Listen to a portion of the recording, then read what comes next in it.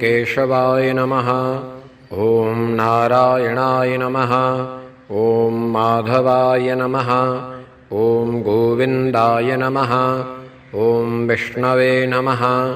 ॐ मधुसूदनाय नमः। ॐ त्रिविक्रमाय नमः। ॐ वामनाय नमः।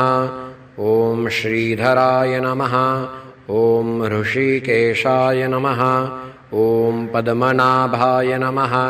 ॐ दामोदराय नमः। ॐ सङ्कर्षणाय नमः। ॐ वासुदेवाय नमः। ॐ प्रद्युम्नाय नमः। ॐ अनिरुद्धाय नमः। ॐ पुरुषोत्तमाय नमः। ॐ अधोक्षजाय नमः। ॐ नारसिंहाय नमः। ॐ अच्युताय नमः।